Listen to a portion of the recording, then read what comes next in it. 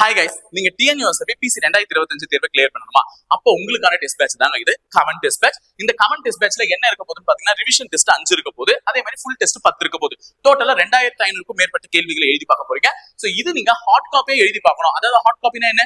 Question paper print போட்டு ஓஎம்ஆரோட உங்க வீட்டுக்கே அனுப்பிடுவோம். சோ அப்படி எழுதி பார்க்கணும்னா 400 ரூபாய் கட்டி ஜாயின் பண்ணா போதும். நீங்க இல்ல சார் நான் வந்து கொஸ்டின் பேப்பர் பிடிஎஃப் மட்டும் பாத்துக்கிறேன், வியூ பண்ணிக்கிறேன் அப்படின்றவங்க சாஃப்ட் காப்பியை 100 ரூபாய் கட்டி ஜாயின் பண்ணா மட்டும் போதும். சோ இந்த டெஸ்ட் பேட்ச் பிரத்யேகமா வரக்கூடிய பிசி 2025 தேர்வுகளை எதிர்நோக்கி psychology questions, current affairs questions and then வந்து ஜிஎஸ் கொஸ்டின்ஸ் வச்சு நாங்க ரெடி பண்ணி கொடுத்துருக்கோம். சோ இந்த கவன் டெஸ்ட் பேட்ச், கவன்னா என்னங்க? இலக்கை குறிவைத்து அடித்தல். அப்ப கவன்ன்ற அந்த இன்ஸ்ட்ருமெண்ட் வச்சு நான் ஒரு குறி வச்சு ஒரு இலக்கு அடைய போறேன். அந்த இலக்கு எதுங்க? இந்த வரக்கூடிய 2025 பிசி தேர்வு தான். சோ அக்டோபர் 6ஆம் தேதியில இருந்து ஸ்டார்ட் ஆகக்கூடிய இந்த டெஸ்ட் பேட்ச்ல நீங்க ஜாயின் பண்றதுக்கான கடைசி டேட் என்னன்னு பாத்தீங்கன்னா 25 செப்டம்பர் தாங்க. சோ செப்டம்பர் 25க்குள்ள ஜாயின் பண்றவங்களுக்கு தாங்க இந்த ஆஃபர் எல்லாமே கிடைக்கும். 400 rupees கட்டினா வீட்டுக்கே கொஸ்டின் பேப்பர், 100 rupees கட்டினா பிடிஎஃப் கொஸ்டின் பேப்பர். சோ இவ்வளவு கம்மி ரேட்ல இந்த கொஸ்டின் பேப்பர் உங்க வீட்டுக்கு தேடி வரப்போகுதுன்னா இந்த கமெண்ட் டெஸ்ட் பேட்சை மிஸ் பண்ண போறீங்களா? கூடவே கூடாதுல. சோ இமீடியட்டா எங்களுடைய டெஸ்ட் பேட்ச்ல எங்க வெப்சைட்ல போய் ஜாயினிங் லிங்க் இருக்கு. சோ ஜாயின் பண்ணிக்கோங்க, இந்த டெஸ்ட் பேட்ச்ல இணைங்க. இதை பத்தி எந்த டவுட்ஸா இருந்தாலும் கீழே டிஸ்பிளே ஆயிருக்கக்கூடிய இந்த கான்டாக்ட் நம்பருக்கு நீங்க தாராளமா கான்டாக்ட் பண்ணி கேளுங்க. அவங்க அதுக்கான டீடைல்ஸ் உங்களுக்கு கொடுப்பாங்க. சோ கமெண்ட் டெஸ்ட் பேட்ச்ல இணைஞ்சா கரெக்டா குறி வச்சு நம்மளுடைய பிசி கனவை அடையலாம். ஓகேங்களா? Thank you. Hi guys, welcome to Muppadai training academy. So guys எல்லாருமே இன்னைக்கு PC super serious ultimate super serious தான் வந்திருக்கோம். சோ இன்னைக்கு நம்ம வழக்கமா பாக்குற மாதிரி நம்ம வந்து அறிவியல், சமூக அறிவியல், உளவியல் அப்படின்லாம் பார்க்காம நம்ம இன்னைக்கு நடப்பு நிகழ்வுகள் எடுத்திருக்கோம். அதுவும் ஜனவரி மாத நடப்பு நிகழ்வுகள் தான் இன்னைக்கு நம்ம பார்க்க போறோம். இந்த மாதிரி ஒரு வீடியோ முடிச்சா கூட ஒரு 6 வீடியோல நம்ம சில விஷயங்களை சொல்லி முடிச்சிடலாம். ஒரு 6 மாசம் கரண்ட் அஃபேர்ஸ் அப்படின்னு சொல்லிட்டு தான் நான் பிளான் பண்ணிருக்கேன். பட் உங்களுடைய சப்போர்ட் எப்படி இருக்குன்னு தெரிஞ்சுதானே எங்களுடைய பிளானை வந்து எக்ஸிக்யூட் பண்ண முடியும். அப்ப உங்களுடைய சப்போர்ட் ரொம்ப ரொம்ப அதிகமா இருந்தால் மட்டும்தான் எங்களுடைய பிளான் வந்து அதிக அளவு எக்ஸிக்யூட் செய்யப்படும். சரியா? சோ உங்களுடைய சப்போர்ட்டை தொடர்ந்து ஆதரவை எங்களுக்கு கொடுங்க. இந்த வீடியோ மறக்காம இப்பயே லைக் பண்ணி வச்சுட்டு உங்க ஃப்ரெண்ட்ஸ்க்குமே ஷேர் பண்ணிட்டு எங்க சேனலை சப்ஸ்கிரைப் பண்ணி வச்சுக்கோங்க. சோ அது மட்டும் இல்லாம கமெண்ட் டெஸ்ட் பேட்ச் எல்லாருமே சேருவதற்கான நாட்கள் குறைந்து கொண்டே வருகிறது. எப்படி நாளைக்கு வந்து பிசி எக்ஸாமுக்கு அப்ளை பண்றது கடைசி டேட்டோ, அதே மாதிரி இன்னும் 5 நாள் 25ஆம் தேதிக்குள்ள கமெண்ட் டெஸ்ட் பேட்ச்ல சேருவதற்கான கடைசி நாள். அதுக்குள்ள எங்களுக்கு வரக்கூடிய கொஸ்டின் பேப்பர் கவுண்ட் தான் நாங்க பிரிண்ட் எடுத்து உங்களுக்கு ஹார்ட் காப்பியாவும் சரி, சாஃப்ட் காப்பியாவும் சரி சென்ட் பண்ண முடியும். அதே மாதிரி வந்து பாத்தீங்கன்னா ரிவிஷன் மெட்டீரியல் சேல் வந்து கரெக்டா போயிட்டே இருக்கு. சோ ரிவிஷன் மெட்டீரியல் வாங்கணும்னு நினைச்சவங்க பாத்துக்கோங்க. ஆல்ரெடி சாம்பிள் பிடிஎஃப் வந்து உங்களுக்கு வச்சிருப்போம் லிங்க்ல. சோ நீங்க ஓபன் பண்ணி பாத்துக்கோங்க. சாம்பிள் பிடிஎஃப் கேட்டுட்டு இருந்தீங்க. சோ அதையுமே செக் பண்ணி பார்த்துட்டு ரிவிஷன் மெட்டீரியலும் வாங்கிட்டு வேகமா ரிவிஷன் பண்ண ஆரம்பிங்க. ஏன்னா நமக்கு இருக்கக்கூடிய நாட்கள் குறைந்து கொண்டே வரக்கூடிய காரணத்தினால எவ்வளவு வேகமா ரிவிஷன் பண்ண முடியுமோ அவ்வளவு வேகமா ரிவிஷன் பண்ணி தான் ஆகணும். சரியா? சோ நான் டைம் ரொம்ப வேஸ்ட் பண்றோம். போயிடலாமா வீடியோக்குள்ள? சோ வந்து பாத்தீங்கன்னா பிசி அல்டிமேட்ல இன்னைக்கு நம்ம ஜனவரி மாத நடப்பு நிகழ்வுகள் எடுத்துருக்கோம். சோ ஃபர்ஸ்ட் क्वेश्चनக்கு இந்த நேரத்துல நீங்க டக்கு ஆன்சர் போட்டுருப்பீங்க. சோ நம்மளும் நம்ம ஆன்சர் சொல்லிடலாம். இஸ்ரோ அமைப்பினுடைய 11வது தலைவராக நியமனம் செய்யப்பட்டவர் யார் அப்படின்னு சொல்லிட்டு கேட்டிருக்காங்க. இஸ்ரோ அமைப்பினுடைய 11வது தலைவராக நியமனம் செய்யப்பட்டவர் யார் அப்படின்னு பாத்தீங்கன்னா வி நாராயணன் அவர்கள் தான். சோ நம்பி நாராயணன் அப்படின்னு சொல்லிட்டு போட்டுறாதீங்க, இவர் வேற. சோ இவர் வச்சு மாதவன் வச்சு ஒரு படம்லாம் வந்தே இருக்கும். சோ நீங்க பாத்திருப்பீங்க. சோம்நாத் அவர்கள் வந்து பாத்தீங்கன்னா 10வது தலைவராக இருந்தவர். சரியா? சோ கைலாச வடிவசிவன் யார் அப்படின்னு பாத்தீங்கன்னா ராக்கெட் மனிதர். அப்ப இந்தியாவின் ராக்கெட் மனிதர் யாருன்னு கேட்டாங்கன்னா கைலாச வடிவசிவன். ஏவுகணை மனிதர் யாருன்னு கேட்டாங்கன்னா நம்மளுடைய அப்துல் கலாம் ஐயா அவர்கள். அதே மாதிரி நிலவு மனிதன் யாருன்னு கேட்டாங்கன்னா மயில்சாமி அண்ணாதுரை அவர்கள். சோ ஒரே விஷயத்துல எவ்வளவு பாயிண்ட்ல நம்ம ரியலைஸ் பண்ணி பார்த்துட்டு இருக்கோம், ரீகால் பண்ணிட்டு இருக்கோம்ன்றதை ஞாபகம் வச்சுக்கோங்க. அப்ப இஸ்ரோ அமைப்பின் 11வது தலைவராக நியமனம் செய்யப்பட்டவர் யாரு? வி நாராயணன். சோ சனிக்கிழமை முதல் புரட்டாசி சனி நாராயணன் அப்படின்னு சொல்லிட்டு ஆரம்பிச்சிருக்கோம். பார்க்கலாம் எப்படி கை கொடுக்குறாங்க. இந்தியாவின் காற்றின் தரத்தில் முதலிடம் பிடித்த மாவட்டம் எதுன்னு சொல்லிட்டு கேட்கிறாங்க. நல்லா ஞாபகம் வச்சுக்கோங்க, இது ஒரு முக்கியமான கொஸ்டின். தமிழகத்தை சேர்ந்த ஒரு மாவட்டத்துக்கு தான் இந்த காற்றின் தர குறியீட்டில் முதலிடத்தில் பிடித்த மாவட்டம். அதாவது தூய்மையான காற்று அங்க நல்லா வீசுதான். எது அப்படின்னு பாத்தீங்கன்னா நெல்லை தான். திருநெல்வேலி சீமையில நல்ல தூய்மையான காற்று வீசப்படுவதா சொல்றாங்க. சரியா? ஆனா நெல்லை தான் வந்து ஏர் குவாலிட்டி இண்டெக்ஸ், அதாவது மத்திய அரசாங்கத்தால், மத்திய அரசின் மாசு கட்டுப்பாட்டு வாரியம் இருக்கும். மத்திய அரசு central pollution control board of India அப்படின்னு சொல்லக்கூடிய மத்திய அரசின் மாசு கட்டுப்பாட்டு வாரியத்தால் காற்றின் தர குறியீடு ஏர் குவாலிட்டி இண்டெக்ஸ் அப்படின்ற ஒரு ரேங்கிங்ல ஃபர்ஸ்ட் இடம் எதுன்னு பாத்தீங்கன்னா நெல்லை. அதே மாதிரி 2வது இடம் எதுன்றதையும் தெரிஞ்சு வச்சுக்கோங்க. 2வது இடம் வந்து பாத்தீங்கன்னா ஒரு நல்ல பிளேஸ். அது பார்க்கும் போதே நீங்க இமேஜ் வந்து பார்க்கலாம். நாகர்லாகும் அப்படின்னு சொல்லக்கூடிய அருணாச்சல பிரதேசத்துல இருக்கக்கூடியது. சரியா? அந்த இடத்துக்கு தான் கொடுத்திருக்காங்க. சரியா? அதே மாதிரி நான் நிறைய விஷயம் சொல்லிடுறேன். ஷேர் பண்றதுன்றது நிறைய ஷேர் பண்ணிடணும்ல. ஓகே, அதுக்கு அடுத்தது 5வது இடத்துலயும் தமிழகத்தை சேர்ந்த ஒரு மாவட்டம் இருக்கு. அது என்னன்னு பாத்தீங்கன்னா தஞ்சை. சோழர்கள் ஆண்ட தஞ்சை பகுதி தான் 5வது இடத்துல இருக்கு. அப்ப இந்த தரக்குறியீட்டுல கடைசி இடத்துல இருக்கு எது அப்படின்னு கேட்டீங்கன்னா மத்திய அரசாங்கம் எடுத்தாலும் சரி, உலக அளவுல எடுத்தாலும் சரி, இவன் தான் கடைசி இடத்துல வந்து இந்தியாவில இருக்கிறான். யார் அவனா? டெல்லி. மத்தியில் ஆட்சி இருக்குல்ல, அந்த டெல்லி தான் காற்றின் தர குறியீட்டில் கடைசி இடத்துல இருக்கக்கூடிய ஒரு இடமா பார்க்கப்படுது. சரியா?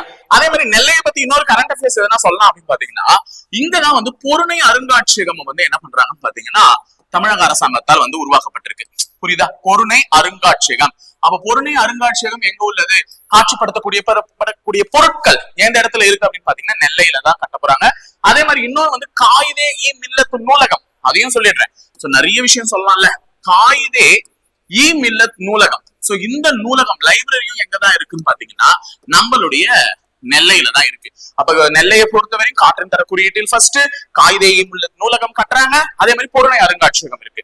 சோ இது எல்லாத்தையுமே நெல்லை நெல்லை நெல்லை சிறப்பு பெயர்களை பாத்துட்டீங்களா? அடுத்து 2025 ஆயுத ஆற்றல் தரவரிசையில் இந்தியா பிடித்துள்ள இடம் எது? ஆயுத ஆற்றல் அப்படின்னா ஆமடு அந்த இது நம்மளால எவ்வளவு எக்யூப்மெண்ட்ஸ் நம்ம கிட்ட இருக்கும், ஆயுதங்கள் போர்ப்படைகள் பயன்படுத்தக்கூடிய ஆயுதங்கள் எவ்வளவு நம்ம வச்சுட்டு இருக்கோம் அப்படின்னு பார்க்கும்போது இந்தியாவினுடைய இடம் என்னன்னு பாத்தீங்கன்னா 4வது இடம் தான். ஓகேங்களா? அப்ப உலக அளவுல இந்தியா தான் 4வது இடத்துல இருக்கு அந்த போர் ஆயுதங்கள் ஆயுத ஆற்றல் தரவரிசை இருக்கக்கூடிய ஆயுதங்கள் எந்த அளவுக்கு அழகா பயன்படுத்துறாங்க, எஃபிஷியன்டா யூஸ் பண்றாங்க, அந்த மாதிரி ஆயுத ஆற்றல் தரவரிசையில் இந்தியா வந்து 4வது இடத்துல இருக்கு. அது மட்டும் இல்லாம அந்த போருக்கு செலவு பண்றது, அந்த ஆயுதத்தை உற்பத்தி பண்ணுவதற்கு செலவு பண்ணுவதற்குமே இந்தியா வந்து ஒரு 4வது இடத்துல இருக்கு. அதுதான் ஆயுத ஆற்றல் தரவரிசை. இதை வந்து ஸ்டாக்ஹோம் பீஸ் இன்டர்நேஷனல் அந்த ரிசர்ச் இன்ஸ்டிடியூட் எடுத்திருப்பாங்க. சிப்ரி அப்படின்னு சொல்லுவாங்க. Stockholm international peace research institute, Stockholm international peace research institute சொல்லக்கூடிய சிப்ரி எடுத்திருப்பாங்க. அந்த ஸ்டாக்ஹோம் என்றாலே ஸ்வீடன்ல இருக்கக்கூடியது. அதெல்லாம் நமக்கு தேவையில்லை, பட் ஆனா சொல்லிடுங்க. ஆயுத ஆற்றல் தரவரிசையில் இந்தியாவின் இடம் எது? 4வது. அப்ப முதலிடத்துல யாரு இருக்கா? வழக்கம் போல வல்லரசு நாடான அமெரிக்கா. 2வது இடத்துல யாரு இருக்கா? அமெரிக்காவுக்கு போட்டி போடக்கூடிய ரஷ்யா. 3வது இடத்துல யாரு இருக்கா? இவனையும் காலி பண்ணதான் நினைக்கக்கூடிய சைனா. சோ இந்த மாதிரி இந்தவங்க தான் இருக்காங்க. சோ இந்த அடிப்படையில நம்ம வந்து எத்தனாவது இடத்துல இருக்கோம் பாத்தீங்கன்னா 4வது இடத்துல இருக்கும். சரிங்களா? 4வது கேள்வி போயிடலாமா? சோ 20 கேள்விலாம் இருக்காதுங்க. இன்னைக்கு ஸ்பெஷல் சீரீஸ்ல 60 கேள்வி, கொஞ்சம் பொறுமையா கவனிங்க. சரியா? அடுத்தது அமெரிக்காவின் வானிலை சேவை விருது பெற்ற இந்தியர் யார் அப்படின்னு சொல்லிட்டு கேட்டிருக்காங்க. சோ வானிலை சேவை விருதுனா வானிலை அறிக்கை வாசிப்பவர்களுக்கு தான் அது தரும். உடனே ரமணன் போட்டுறாதீங்க. ஏதோ நீ படிக்கிற காலத்துல உனக்கு நிறைய லீவ் விட்டாங்கன்றதுக்காக ரமணன் குறிக்காதீங்க. ரமணன் கிடையாது, மிருத்யுஞ்சய மோகபத்ரா. இவர் தான் இந்த இந்தியன் மெட்ராலஜிக்கல் டிபார்ட்மெண்ட், ஐஎம்டின்னு சொல்லக்கூடிய இந்தியன் மெட்ராலஜிக்கல் டிபார்ட்மெண்ட்டினுடைய ஹெட்டா இருந்தவர். சோ மிருத்யுஞ்சய மோகபத்ரா இவருக்கு தான் வானிலை சேவை விருது. எந்த நாட்டினுடையது? அமெரிக்காவினுடையது. அப்ப அமெரிக்காவினுடைய வானிலை சேவை விருதை பெற்ற இந்தியர் யார் அப்படின்னு பாத்தீங்கன்னா மிருத்யுஞ்சய மோகபத்ரா. ஓகேவா? மோகபத்ரா. சரி, அடுத்தது எந்த மாதத்தின் கடைசி வாரம் திருக்குறள் வாரமாக அறிவிக்கப்பட்டது? ஒரு முக்கியமான கரண்ட் அஃபேர்ஸ். சோ திருவள்ளுவர் ஆண்டு அப்படின்னு சொன்னாங்கன்னா அது தை மாதத்தின் முதல் நாள். திருவள்ளுவர் தினம் அப்படின்னு சொன்னாங்கன்னா தை மாதத்தின் 2ஆம் நாள் அப்படின்னு நம்ம சொல்லியிருப்போம்ல. அந்த மாதிரி எந்த மாதத்தினுடைய கடைசி வாரமாக திருவள்ளுவர் ஆண்டு அறிவிக்கப்பட்டதுன்னா டிசம்பர் மாதம் தான். ஏன்னா 2000ஆம் ஆண்டு, நல்லா ஞாபகம் வச்சுக்கோங்க, 2000ஆம் ஆண்டு கருணாநிதி இருக்காருல்ல, நம்மளுடைய வாரிசினுடைய அப்பா கருணாநிதி, அவர் வந்து என்ன பண்ணிருக்காருன்னு பாத்தீங்கன்னா திருவள்ளுவர் சிலையை வந்து 133 அடி உயரம் உள்ள திருவள்ளுவர் சிலையை வந்து கன்னியாகுமரியில ஓபன் பண்ணிருப்பாரு. சோ கன்னியாகுமரி மாவட்டத்துல அந்த திருவள்ளுவர் சிலையை அவர் ஓபன் பண்ணும் பொழுதே அது 2000த்துல ஓபன் பண்ணாரு. இப்ப என்ன வருஷம்? 2025. கிட்டத்தட்ட எத்தனை வருஷம் ஆயிடுச்சு? 25ஆம் ஆண்டு விழா. ஓகேவா? இந்த 25ஆம் ஆண்டு விழாவை அப்பாவின் வழிவந்த வாரிசு அதை சிறப்பிக்கக்கூடிய வகையில என்ன பண்ணிருக்காரு அப்படின்னு பாத்தீங்கன்னா டிசம்பர் மாதத்தினுடைய கடைசி வாரம், ஒவ்வொரு டிசம்பர் மாதத்தினுடைய கடைசி வாரத்தையும் என்ன வாரமா கொண்டாட சொல்லியிருக்காரு? திருக்குறள் வாரமா கொண்டாட சொல்லியிருக்காரு. அப்போ திருக்குறள் வாரம் தான் டிசம்பர் மாதத்தினுடைய கடைசி வாரமா கொண்டாடப்படும். அதே மாதிரி அந்த திருவள்ளுவர் சிலை இருக்குல்ல, அந்த திருவள்ளுவர் சிலைக்கு ஒரு பெயரை சூட்டி இருக்காரு. அது என்னன்றதையும் நான் சொல்லிடுறேன். திருவள்ளுவர் சிலையினுடைய பெயர் என்னன்னா ஸ்டாச்சு ஆஃப் விஸ்டம் அப்படின்னு சொல்லுவாங்க. இந்த தமிழ் வந்து பாத்தீங்கன்னா மெய்யறிவின் சிலை. தமிழ்ல வந்து என்னன்னு சொல்றாங்க? மெய்யறிவின் சிலை அப்படின்னு சொல்றாங்க. எதை? திருவள்ளுவர் சிலையினுடைய பெயரை. அப்ப திருவள்ளுவர் சிலையினுடைய பெயரை வந்து மெய்யறிவின் சிலைன்னு ஸ்டாலின் அவர்கள் சொல்லியிருக்காரு. டிசம்பர் மாதத்தின் கடைசி வாரத்தை என்னவா சொல்லியிருக்காரு? திருக்குறள் வாரம். இதே மாதிரி தமிழ் வாரம் ஒண்ணு கொண்டாடினாங்களா? அது யாருடைய பிறந்த நாள்? பாரதிதாசன், புரட்சி கவிஞர் பாரதிதாசன் அவர்களுடைய பிறந்த நாளை வந்து தமிழ் வாரம் அப்படின்னு சொல்லிட்டு கொண்டாடுறாங்க. சரியா? பிறந்த நாள் ஏப்ரல் மாசம் வருமா? ஏப்ரல் மாசத்துல இருந்து மே மாசம் வரையும். சோ பாரதிதாசன் அவர்களுடைய பிறந்த நாள் வந்து தமிழ் வாரம்னு கொண்டாடுறாங்க. தமிழ் இலக்கிய மறுமலர்ச்சி தினம் வந்து உவேசா அவர்களுடைய பிறந்த நாள். சோ நிறைய தெரிஞ்சுக்கோங்க, நிறைய இருக்கு. பிப்ரவரி மாதம் 19 Feb 19 வந்து தமிழ் இலக்கிய மறுமலர்ச்சி நாள். நோட்ஸ் எடுத்து வச்சு படிமா. ஏன்னா இதெல்லாம் வந்து இப்போ சும்மா இல்லாத வாரிசு அறிவிச்சுட்டு போயிட்டாரு. இதெல்லாம் நமக்கு கரண்ட் அஃபேர்ஸ்ல வந்துருச்சு பாருங்க. தமிழ் இலக்கிய மறுமலர்ச்சி தினம் எப்போ? பிப்ரவரி 19. சோ இவ்வளோ டேட்டாஸ் இந்த ஒரு கொஸ்டின்ல சொல்லியிருக்கேன். சொன்ன மறக்காம நோட் பண்ணி வச்சுக்கோங்க. அடுத்த 6வது என்ன கொஸ்டின்? இந்தியாவின் முதல் கண்ணாடி பாலம் எங்க திறக்கப்பட்டது? இப்பதான் திருவள்ளுவர் சிலை எங்க இருக்குன்னு சொன்னோம்ல, அதை பாக்கிறதுக்கு போறதுக்கு கன்னியாகுமரியில தான் திறக்கப்பட்டது. அப்ப இந்தியாவின் முதல் கண்ணாடி பாலம் எந்த மாநிலத்தில் திறக்கப்பட்டுள்ளதுன்னா நம்மளுடைய தமிழ்நாட்டுல திறக்கப்பட்டுள்ளது.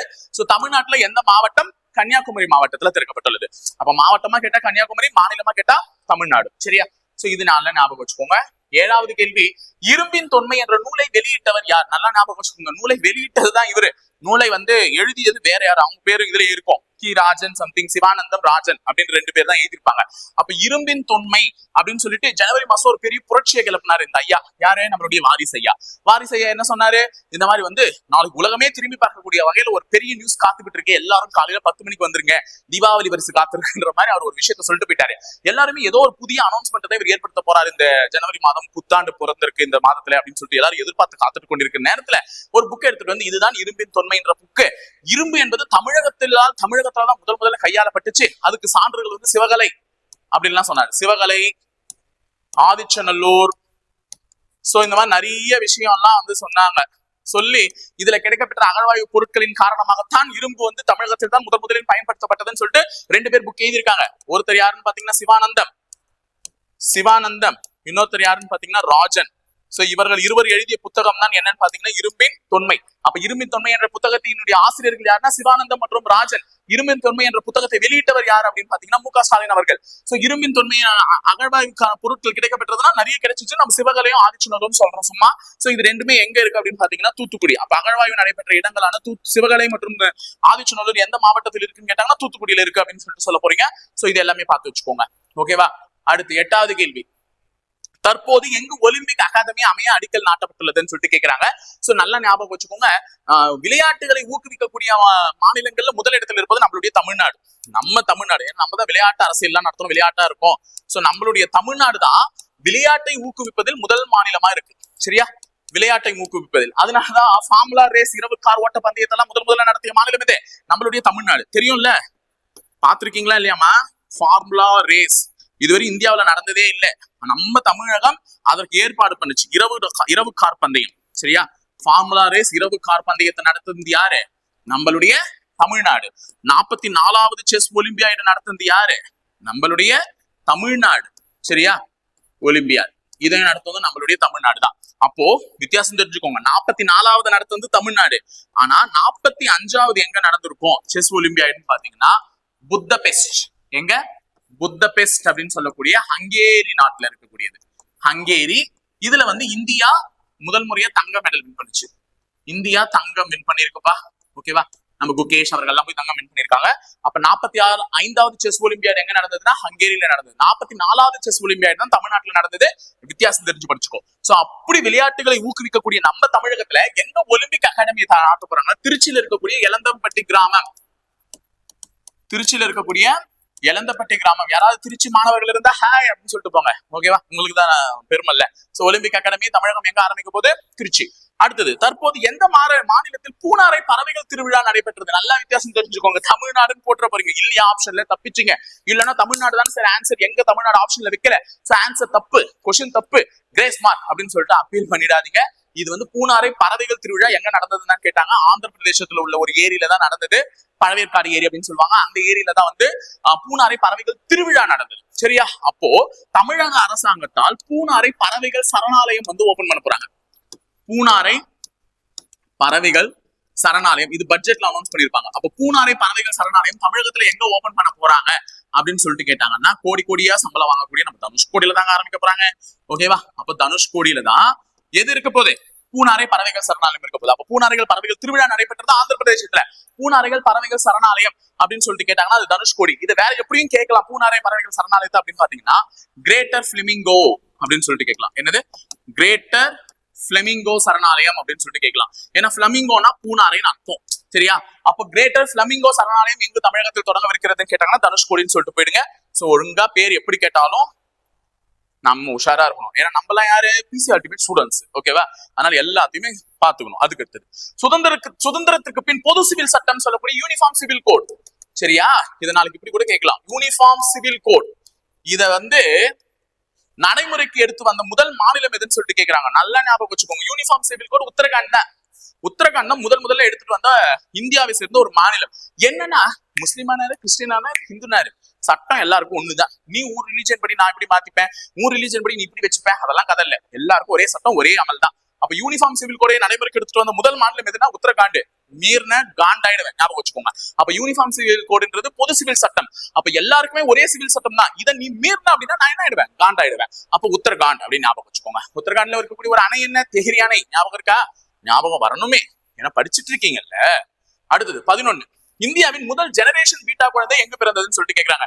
ஜெனரேஷன் பீட்டா குழந்தைன்னா ஒரு குறிப்பிட்ட காலகட்டத்துல பிறக்கக்கூடிய குழந்தைகளுக்கு ஒவ்வொரு பெயர் வைப்பாங்க. இப்ப நாங்கெல்லாம் பிறந்த நான் வந்து 1992ல பிறந்திருக்கேன்னா என்னுடைய காலகட்டத்துல பிறந்த ஒரு குழந்தைகளுடைய பேர் வந்து மில்லினியல் அப்படின்னு சொல்லுவாங்க. சோ அந்த மாதிரி ஒவ்வொரு குறிப்பிட்ட காலகட்டத்துல பிறந்த ஒவ்வொரு குழந்தைகளுக்கும் ஒவ்வொரு பெயர். அப்ப ஜெனரேஷன் பீட்டா என்ற குழந்தை எங்க பிறந்ததுன்னு பாத்தீங்கன்னா ஐஸ்வால். ஐஸ்வால் எந்த மாநிலத்துல இருக்கு? இது உங்களுக்கு கமெண்ட் செக்ஷன்ல வைக்கட்டுமா?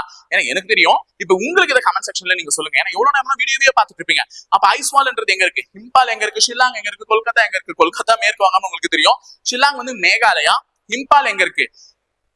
ஐ திங்க் மணிப்பூர் நினைக்கிறேன், மணிப்பூர். அப்போ ஐஸ்வால் எங்க இருக்குன்றத கரெக்டா வந்து சொல்லிடுங்க, சரியா? அடுத்தது 12வது. விண்வெளியின் விண்கலன் ஒருங்கிணைப்பு டாக்கிங் நடத்திய 4வது நாடு எதுன்னு சொல்லிட்டு கேக்குறாங்க. நம்மளுடைய இந்தியா தாங்க. சோ டாக்கிங் அப்படின்னா என்ன அப்படின்றத ஃபர்ஸ்ட் தெரிஞ்சுக்கோங்க. டாக்கிங் அப்படின்னா ஒரு விண்கலத்துல இன்னொரு விண்கலத்தினுடைய இணைப்பு. இந்த டிக் டிக் டிக் படம் எல்லாம் பார்த்திருந்தா தெரிஞ்சிருக்கும். ஐயோ எரிபொருள் வந்து தீந்து போச்சு, நான் வந்து சைனாக்காரனுடைய இதுல போய் எரிபொருளை இணைக்கிறதுக்கு வந்து என்ன பண்ணுவாங்க, அந்த விண்கலனை சைனாவினுடைய சர்வதேச விண்வெளி நிலையத்தோட வந்து என்ன பண்ணுவாங்க, இணைப்பாங்க. சோ அந்த ரெண்டு விஷயத்துங்களை வந்து இணைக்கிறதுக்கு பேர் தான் என்னன்னு பாத்தீங்கன்னா டாக்கிங். இதை வந்து ஏற்கனவே நிறைய நாடுகள் நடத்தி முடிச்சிச்சு. இங்க இருக்க நாடுகள் தான் அமெரிக்கா நடத்திடுச்சு, ரஷ்யா நடத்திடுச்சு, சைனா நடத்திடுச்சு. இப்ப 4வது நாடு எந்த நாடு அதை நடத்திருக்குன்னா இந்தியா. சோ அது வந்து எந்த ஒரு இதோட இதுன்னு பாத்தீங்கன்னா ஸ்பேடெக்ஸ் அப்படின்ற ஒரு விஷயத்தின் மூலமா தான் நடத்தினாங்க. இந்த ஸ்பேடெக்ஸ வந்து பிஎஸ்எல்வி C60 என்ற ராக்கெட் மூலமா தான் அனுப்புனாங்க. அந்த ஸ்பேடெக்ஸ்னா என்னன்னா பேர்லயே இருக்கு, ஸ்பே டாக்கிங் டி எக்ஸ்பிரிமெண்ட் அப்படின்னு இருக்கு. ஓகேங்களா? ஸ்பேஸ் டாக்கிங் எக்ஸ்பிரிமெண்ட், விண்வெளியில் ஒருங்கிணைப்பு நடத்தக்கூடிய ஆய்வு திட்டம் அப்படின்னு சொல்லிருந்தான். அப்ப ஸ்பேஸ் டாக்கிங் எக்ஸ்பிரிமெண்டினுடைய சுருக்கம் தான் ஸ்பேடெக்ஸ். இதை வெற்றிகரமாக நடத்திய ஒரு 4வது நாடு எதுனா நம்மளுடைய தாய்நாடான இந்தியா. ஓகேவா? சரி, அடுத்தது 13வது கொஸ்டின். தற்போது இஸ்ரோ அமைப்பு விண்ணில் செலுத்திய 100வது ராக்கெட் என்ன? ஜனவரி மாசம் நம்ம இந்த இஸ்ரோ வந்து 100வது ராக்கெட்டை செலுத்துச்சு. இஸ்ரோன்றது யாருன்னா இந்தியன் ஸ்பேஸ் ரிசர்ச் ஆர்கனைசேஷன். இந்திய அரசாங்கத்தால் இந்தியாவிலே ஏற்படுத்தப்பட்ட ஒரு விண்வெளி ஆராய்ச்சி மையம், சரியா? இந்த இஸ்ரோவினுடைய தலைமையிடம் எங்க இருக்கு அப்படின்னு சொல்லிட்டு கேட்பாங்க. அப்ப பெங்களூரு. இஸ்ரோவினுடைய தலைமையிடம் எங்க இருக்கு? பெங்களூரு. பெங்களூரு எங்க இருக்கு? கர்நாடகம். ஏன்னா 4 பின்ன இஸ்ரோவின் தலைமையிடம் கர்நாடகத்தில் உள்ளதுன்னு ஒரு கூற்று கேட்டாங்கன்னா தப்புன்னு சொல்லிட போறீங்க. பெங்களூரு படிச்சுட்டு இஸ்ரோவினுடைய தலைமையிடம் கர்நாடகத்தில் உள்ள பெங்களூர்ல தான் இருக்கு. ஏன்னா கர்நாடகத்தினுடைய தலைமையிடமே பெங்களூரு தான் இஸ்ரோவினுடைய தலைமையிடம். ஓகேவா? சோ அது வந்து 100வது ராக்கெட்டை செலுத்திருக்கு. அதோட பேர் என்னன்னு பாத்தீங்கன்னா GSLV F-15. ஓகேவா? Geostationary launch vehicle F-15. இதுதான் இதனுடைய பெயர், சரியா? இந்த ராக்கெட்டை எங்க இருந்து அனுப்புனாங்க அப்படின்னு பாத்தீங்கன்னா சதீஷ் தவான் விண்வெளி நிலையத்தில இருந்து அனுப்புனாங்க. சதீஷ் தவான் விண்வெளி நிலையம் எங்க இருக்கு? ஒடிஷாவில், சரியா? ஒடிஷா ஸ்ரீஹரிகோட்டால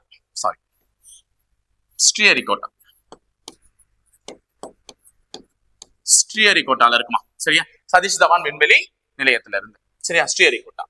அடுத்து 14வது கேள்வி. தேசிய பசுமை ஹைட்ரஜன் திட்டம் எந்த ஆண்டு தொடங்கப்பட்டதுன்னு சொல்லிட்டு கேக்குறாங்க. தேசிய ஹைட்ரஜன் பசுமை திட்டம் வந்து 2023 தான் தொடங்கப்பட்டது. சோ இதை விட உனக்கு ஒரு முக்கியமான விஷயம் சொல்றேன். ஹைட்ரஜன் ரயில், இந்தியாவினுடைய ஹைட்ரஜன் ரயில் எங்க வந்து ஃபர்ஸ்ட் தொடங்கினாங்க அப்படின்னு சொல்லிட்டு கேட்பாங்க. இதுதான் நமக்கு முக்கியமான கரண்ட் அஃபேர். சோ இந்தியாவினுடைய ஹைட்ரஜன் ரயில் எங்க துவங்கினாங்கன்னா ஹரியானா மாநிலத்துல தான், சரியா? ஹரியானா மாநிலத்துல ஜிந்துல இருந்து சோனிபட் இந்த 2 வழித்தடங்களை இணைப்பதற்கு பயன்படுத்தப்பட்டதுதான் ஹைட்ரஜன் ரயில். அப்ப இந்தியாவினுடைய முதல் ஹைட்ரஜன் ரயில் சேவை எந்த 2 இடங்களை இணைப்பதற்கு பயன்படுத்தப்பட்டதுன்னா ஜிந்து மற்றும் சோனிபட். இது எங்க இருக்குன்னு பாத்தீங்கன்னா ஹரியானா. சோ அதை ஞாபகம் வச்சுக்கோங்க, சரியாப்பா? ஓகே. அடுத்தது 15.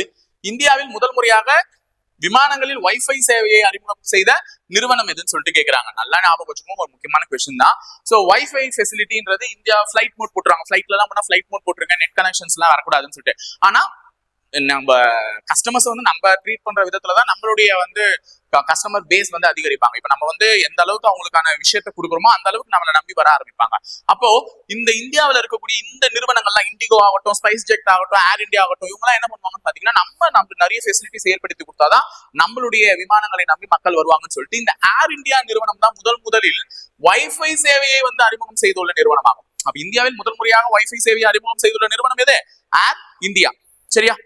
ஏர் இந்தியா நிறுவனம் தான் முதல்ல இந்தியாவில் வைஃபை ஃபெசிலிட்டி வந்து அறிமுகப்படுத்தியது. அடுத்து இன்டர்போல் அமைப்பை தொடர்பு கொள்ள தற்போது மத்திய அரசு அறிமுகம் செய்த இணையதளம் எதுன்னு சொல்லிட்டு கேக்குறாங்க. நல்லா ஞாபகம் வச்சுக்கோங்க. இன்டர்போல் அப்படின்னா இன்டர்நேஷனல் போலீஸ் அப்படின்னு சொல்லுவாங்க. இதனுடைய தலைமையிடம் எங்க இருக்குன்னு பாத்தீங்கன்னா பிரான்ஸ்ல உள்ள லியான் என்ற பகுதியில தான் இருக்கு இன்டர்போல். சரியா? கோப்ரா படத்திலே பார்த்திருப்பீங்க. அந்த கிரிக்கெட் வீரருடைய பேர் எனக்கு சரியா ஞாபகம் வரல. அவர்லாம் இருக்கிறது வந்து இன்டர்போல்ல தான் இருப்பாரு. சோ இன்டர்போல் அமைப்புன்றது என்னுடைய தலைமையிடம் எங்க இருக்கு? பிரான்ஸ்ல உள்ள லியான்ல இருக்கு. இன்டர்நேஷனல் போலீஸ் என்பதனுடைய சுருக்கம் தான் இன்டர்போல். சோ இந்த இன்டர்போல் அமைப்பை தொடர்பு கொள்ள தற்போது மத்திய அரசு யாருடைய துணையோடனா சிபிஐ யோட துணையோட. சரியா? அதாவது இங்க வந்து பண மோசடி செஞ்சுட்டு வெளிநாட்டுல போய் பதுங்குறது, இங்க மோசடி பண்ணிட்டு வெளிநாட்டுல போய் எஸ்கேப் ஆயிடுறது, இந்த மாதிரி இருக்கிறவங்க எல்லாம் தேடி பிடிச்சி கொக்கி போட்டு தூக்கின்னு வர்றதுக்கு நம்மளுடைய இந்திய அரசாங்கம் சிபிஐ கூட சேர்ந்து இன்டர்போல் நிறுவனத்தை தொடர்பு கொள்வதற்கு ஒரு புதிய இணையதளத்தை உருவாக்கி இருக்கு. அதனுடைய பெயர் என்னன்னா பாரத் போல். ஏன்னா இந்தியாவை என்னன்னு சொல்லுவோம்? பாரத். हमारे देश में பாரத் அப்படின்னு சொல்லிட்டு நம்மளுடைய பிரதமர் சொல்றாரா? அப்போ பாரத் போல் அப்படின்றதுதான் அதனுடைய பெயர். அப்போ இன்டர்போலை தொடர்பு கொள்வதற்கு இந்திய அரசாங்கம், அதாவது மத்திய அரசாங்கம் சிபிஐயின் துணையுடன் ஆரம்பிக்கப்பட்ட ஒரு இணையதளத்தினுடைய பெயர் என்னன்னா பாரத் போல். சரியா? அதை ஞாபகம் வச்சுக்கோங்க. யாராவது இந்தியா போல் போட்டுற போறீங்க. அடுத்தது இஸ்ரோவின் விண்வெளியில் முதலாக எந்த பயிரை முளைக்க செய்தது? விண்வெளியில விவசாயமா பண்ண முடியும், ஆனா அது இஸ்ரோ வந்து ஒரு முக்கியமான ஒரு சாதனை பண்ணிருக்கு. அது எந்த பயிரை முளைக்க செய்ததுன்னா தட்டப்பயிர். காராமணி பார்த்திருப்பீங்கல்லமா, கௌபி சீட்ஸ். அந்த காராமணி பயிரை வந்து என்ன பண்ணிருக்காங்க பாத்தீங்கன்னா விண்வெளியில வந்து முளைக்க செய்திருக்காங்க. அதுக்கு வந்து கொஞ்சம் அதுக்கான சூழ்நிலையெல்லாம் கிரியேட் பண்ணி முளைக்க செய்திருக்காங்க. இதெல்லாம் டெஸ்ட் பண்றாங்க. சோ அதெல்லாம் நடந்துச்சுன்னா அடுத்து மனிதர்களை அங்கேயும் வாழ வைக்கலாம் அப்படின்ற மாதிரியான ஒரு சில ட்ரீட்மெண்ட் தான். சோ தட்டை பயிரை வந்து முளைக்க செஞ்சிருக்காங்க. பார்ப்போம் சக்சஸ் ஆகுதான்ட்டு. அடுத்து 12 ஆண்டுகளுக்கு ஒரு முறை நடைபெறும் மகா கும்பமேளா ஜனவரி மாசம் நடந்துச்சு. கண்ணாடியை புடிச்சு ட்ரெயினை உடச்சுக்கிட்டுலாம் போனாங்கன்னா பாத்தீங்க. அது எங்கன்னா பிரயாக்ராஜ் அப்படின்ற இடத்துலதான் நடந்தது. இது வந்து ஒரு முக்கியமான ஒரு விஷயம். அலகாபாத்ன்னு சொல்லக்கூடியதுடைய பெயர் தான் பிரயாக்ராஜ் மார்ச்ன்றது உங்க எல்லாருக்குமே தெரியும். சோ இப்ப நான் உங்களுக்கு ஒரு கொஸ்டின் கேட்கிறேன். அயோத்தி அப்படின்னு பாத்திருப்பீங்களா? ராமர் கோயில் கட்டியிருப்பாங்க. சோ இந்த அயோத்தின்ற ராமர் கோயில் எந்த இடத்துல இருக்குன்னா உத்தரப்பிரதேசத்துல இருக்கு. சரியா? உத்தரப்பிரதேசத்துல இருக்கு. இந்த அயோத்தின்ற நகரம் எந்த நதிக்கரையில அமைஞ்சிருக்கு அப்படின்னு பாத்தீங்கன்னா சரையு நதிக்கரையில அமைஞ்சிருக்கு. எந்த நதிக்கரை? சரையு நதிக்கரையில அமைஞ்சிருக்கு. அப்ப சரையு நதி எங்க இருக்குன்னு கேட்டாங்கன்னா நாலு பேர் எங்க இருக்கு? உத்தரப்பிரதேசத்துல இருக்கு. சோ இது டிஃபால்ட்டா ஒரு சில கொஸ்டின் பேப்பர்ஸ்ல பார்க்கக்கூடிய ஒரு கொஸ்டின் தான். அப்ப சரையு நதி எந்த மாநிலத்தில் இருக்கிறது அப்படின்னு கேட்டாங்கன்னா உத்தரப்பிரதேச மாநிலத்துல இருக்கு. ஏன்னா அயோத்தி என்பது சரையு நதிக்கரையில் அமைந்துள்ள ஒரு நகரம். அப்ப அயோத்தி உத்தரப்பிரதேசத்துல இருக்குன்னா சரையு நதி எங்கதான் இருக்கும்? உத்தரப்பிரதேசத்துல தான் இருக்கும். சோ 12 ஆண்டுகளுக்கு ஒரு முறை நடைபெற்ற மகா கும்பமேளா தற்போது எங்க நடந்ததுன்னா பிரயாக்ராஜ்ல நடந்தது. இதையும் சொல்லிட்டீங்க. சரியா? அடுத்து 19வது கேள்விக்கு போலாமா? டக்குன்னு போலாம். ஹவு மெனி பே கமிட்டிஸ், தற்போது எத்தனையாவது ஊதிய குழு அமைக்க மத்திய அரசு அனுமதி அளித்துள்ளது? இது நல்ல ஞாபகம் வச்சுக்கோங்க. முக்கியமான ஒரு விஷயம். ஏன்னா இந்த ஊதிய குழு சாங்ஷன் ஆச்சுன்னா என் வீடியோ பார்த்துட்டு இருக்கக்கூடிய யாராவது ஒருவர் நாளை அரசு பணிக்கு செல்லும் பொழுது அவருடைய சம்பளம் என்ன ஆகும்? நல்லா ஆகும். ஏன்னா 8வது ஊதிய குழு மத்திய அரசாங்கத்தால் அனுமதிக்கப்பட்டா தமிழகத்திலையும் அந்த ஊதிய குழு செயல்படுத்தப்படும். அதுக்கப்புறமா அப்போ வந்து சேலரி வந்து இன்க்ரீஸ் ஆகும் தமிழ்நாடு அரசாங்கத்தால பண்ணாங்கன்னா. அப்போ தற்போது எத்தனையாவது ஊதிய குழு மத்திய அரசு அனுமதி அளித்துள்ளா? 8வது ஊதிய குழு. இது ரொம்ப முக்கியமான ஒரு கரண்ட் அஃபேர்ஸ். 8th பே கமிஷனுக்கு தான் சாங்ஷன் பண்ணிருக்காங்க. சரியா? அடுத்தது தேசிய மஞ்சள் வாரியத்தின் தலைமையிடம் எங்க அமைந்துள்ளது? ஜனவரி மாசம் ஏற்படுத்தப்பட்ட ஒரு முக்கிய வாரியம். இந்தியாவில் வந்து நிறைய வாரியங்கள் ஏற்படுத்தப்பட்டு கொண்டுதான் இருக்கின்றன. அதனுடைய தலைவர்களும் அதனுடைய தலைமையிடங்களும் அமைக்கப்பட்டு கொண்டுதான் இருக்கின்றன. அதனால இந்தியாவில் தேசிய மஞ்சள் வாரியம்னு ஒரு புதுசா இந்தியன் டர்மரிக் போர்டு அப்படின்னு சொல்லிட்டு நேஷனல் டர்மரிக் போர்டு அந்த மாதிரி ஒரு போர்டை வந்து அமைச்சிருக்காங்க. அதனுடைய தலைமையிடம் எங்க இருக்குன்னா நிசாமாபாத் எங்க இருக்கு? தெலுங்கானா. சோ நான் இது ரீசெண்டா கரண்ட் அஃபேர்னு சொல்லிட்டு சயின்ஸ் வீடியோலையும் சொல்லிட்டு தான் போயிருப்பேன். அப்ப தெலுங்கானாவில் உள்ள நிசாமாபாத்தில் தான் தேசிய மஞ்சள் வாரியத்தினுடைய தலைமையிடம் இருக்கு. சோ இந்த தலைமையிடத்தினுடைய தலைவர் யார் அப்படின்னு சொல்லிட்டு அடுத்தது நமக்கு கொஸ்டின் வரதுக்கு வாய்ப்பு இருக்கு. சோ தலைவர் யார் அப்படின்னு பாத்தீங்கன்னா தெலுங்கானா இல்ல, அப்ப ரெட்டி வரணும் இல்ல. அப்ப பல்லே கங்கா ரெட்டி இவர் தான் தேசிய மஞ்சள் வாரியத்தினுடைய முதல் புதிய தலைவர் ஆவார், பல்லே கங்கா ரெட்டி. அது மட்டும் இல்லாம இந்த மஞ்சளை என்னன்னு சொல்லுவாங்க இந்தியாவில அப்படின்னு பாத்தீங்கன்னா மஞ்சள் வந்து தங்க மசாலா என்றும் அழைக்கப்படுகிறது. மஞ்சள் என்னவென்று அழைக்கப்படுகிறது? தங்க மசாலா என்று அழைக்கப்படுகிறது. இதை தெரிஞ்சுட்டு படிங்க. ஓகேவா? அப்புறம் 21வது கேள்வி, வெண்தலை கழுகு பால்ட் ஈகிள் எந்த நாட்டின் தேசிய பறவையாக அறிவிக்கப்பட்டது? வெண்தலை கழுகு, வெண்தலை கழுகு அப்படின்னு சொல்லிட்டு கேட்டாங்கன்னா நம்மளுடைய அமெரிக்கா. ஏன்னா இப்ப அமெரிக்காக்கு யார் 47வது அதிபரா வந்திருக்காரு? 47th president of our India, sorry America. 47வது அதிபர் யாரு? Donald Trump. சும்மா இருக்காரா? சும்மாவாமா இருக்கார்? வந்ததுல இருந்து இந்தியாவிலிருந்து இறக்குமதி செய்யப்படக்கூடிய பொருட்கள் அமெரிக்காவில் விற்பனை செய்யப்பட வேண்டும் என்றால் அதற்கு நான் 50% வரியை செலுத்த வேண்டும் என்று போடுவேன், டாக்ஸ் போடுவேன், 50% ஆஃப் டாக்ஸ் நான் இம்போஸ் பண்ணுவேன்.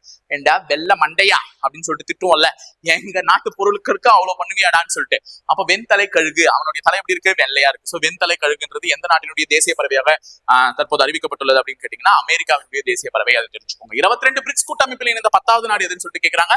சோ இணைந்த நாடு பிரிக்ஸ் கூட்டமைப்பு அழகா இருந்துச்சு, என்னவோ நார போது, அது மட்டும் எனக்கு நல்லா தெரியுது. 5 நாடுகளை மட்டும் உறுப்பு நாடுகளாக கொண்டிருந்த இந்த பிரிக்ஸில் வந்து இப்ப எக்காச்சக்கத்துக்கும் ஏகத்துக்கும் நீ வரியா வா நீ வரியா வா அப்படின்னு சேர்த்துட்டு இருக்கானுங்க. Brazil, Russia, India, China, south Africa அப்படின்னு சொல்லி இருந்த இவனுங்க இப்ப சும்மா இல்லாம இதுக்கு அடுத்தது யார் யாரெல்லாம் சேர்த்தாங்க? IEEE அப்படின்னு சொல்லிட்டு சேர்த்தாங்க. ஈரான் சேர்த்தாங்க, எத்தியோப்பியா சேர்த்தாங்க, யுனைடெட் அரப் எமிரேட்ஸ் சேர்த்தாங்க, எகிப்த சேர்த்தாங்க, இந்த மாதிரி இவங்களெல்லாம் சேர்த்தாங்க. சோ இதுல வந்து இப்ப 10வது உறுப்பு நாடா சேர்ந்துள்ள நாடு எதுன்னு கேட்டாங்கன்னா இந்தோனேஷியா. அப்ப நிரந்தர உறுப்பு நாடாக 10வது நாடாக ஒண்ணு சேர்ந்திருக்க பிரிக்ஸ் அமைப்பில் அது வந்து இந்தோனேஷியா. அப்ப பிரிக்ஸ் அமைப்பினுடைய தலைமையிடம் எங்க இருக்கு அப்படின்னு சொல்லிட்டு தான் அடுத்து நீ தெரிஞ்சுக்கணும். சோ பிரிக்ஸ் அமைப்பினுடைய தலைமையிடம் எங்க இருக்கு? ஷாங்காயில இருக்கு. ஷாங்காய் எங்க இருக்கு? சைனாவில இருக்கு. அப்ப பிரிக்ஸ் அமைப்பினுடைய தலைமையிடம் சைனாவில இருக்கு. இப்ப நான் உங்களை ஒண்ணு கேட்டு போறேன், சார்க் அமைப்பினுடைய தலைமையிடம் எங்க இருக்கு சொல்றீங்களா? சார்க் அமைப்பினுடைய தலைமையிடம் எங்க இருக்குன்றத மறக்காம கமெண்ட் பாக்ஸ்ல கமெண்ட் பண்றீங்களா? ஏன்னா நீ படிச்சிருப்பல்ல, சோ அதை மறக்காம கமெண்ட் பாக்ஸ்ல கமெண்ட் பண்ணிடு. 23 உலக பொருளாதார மன்றத்தின் கூட்டம் 2025 எங்க நடைபெற்றதுன்னு சொல்லிட்டு கேக்குறாங்க. World economic forum, Davos. ஓகேவா? வேர்ல்ட் எக்கனாமிக் ஃபாரம்னு சொல்லக்கூடிய உலக பொருளாதார மன்றத்தின் கூட்டம். சோ இது எங்க இருக்கு அப்படின்னு பாத்தீங்கன்னா சுவிட்சர்லாந்துல இருக்கு. எங்க இருக்கு? சுவிட்சர்லாந்துல இருக்கு. அதனாலதான் டாவோஸ்ல அதனுடைய கூட்டம் நடந்தது. சரியா? சுவிட்சர்லாந்து. அப்ப ஜெனீவான்னு பார்க்கும்போது என்னெல்லாம் உனக்கு தோணலாம்? வேர்ல்ட் ஹெல்த் ஆர்கனைசேஷன் இருக்கு சார். அந்த வேர்ல்டு ஆரம்பிக்கிறதுலாம் ஜெனீவால தானே சார் இருக்கும். வேர்ல்டு மெட்ராலஜிக்கல் ஆர்கனைசேஷன் இருக்கு சார் அப்படின்லாம் சொல்லலாம். சரியா? இன்னொன்னு, இந்த ரியோ டி ஜெனீரோ பார்க்கும்போது எனக்கு ஒரு ஞாபகம் வருது. என்ன அப்படின்றத ஞாபகம் வச்சுக்கோங்க. G20 மாநாடுகள் நடக்கும். G20 மாநாடுனா 20 உறுப்பு நாடுகளை கொண்ட ஒரு மாநாடு. சோ அது வந்து 2023ல யார் நடத்துதுன்னா நம்மளுடைய இந்தியா நடத்துது. ஓகேவா? 2024ல எங்க நடந்ததுன்னா பிரேசில்ல நடந்தது. சோ இது வந்து முக்கியமான கரண்ட் அஃபேர்மா. G20 மாநாடு 2024 எங்க நடந்ததுன்னா பிரேசில் எங்கன்னா ரியோ டி ஜெனீரோ. அப்ப தற்போது 2025ல எங்க நடக்க போகுதுன்னா தென்னாப்பிரிக்கால நடக்க போகுது. எங்க நடக்க போகுது? தென்னாப்பிரிக்கா. சோ இந்த 3 வென்யூ ஞாபகம் வச்சுக்கோங்க. அப்ப G20 உச்சி மாநாட்டை 2023 நடத்திய நாடு எதுனா நம்மளுடைய இந்தியா. 2024 நடத்திய நாடு எதுனா பிரேசில் எங்கன்னா ரியோ டி ஜெனீரோ. சோ 2025ல எங்க நடக்க போகுதுன்னா தென்னாப்பிரிக்கா. சரியா? இது வந்து ஒரு கரண்ட் அஃபேரா சொல்லிட்டேன் இதுலயே.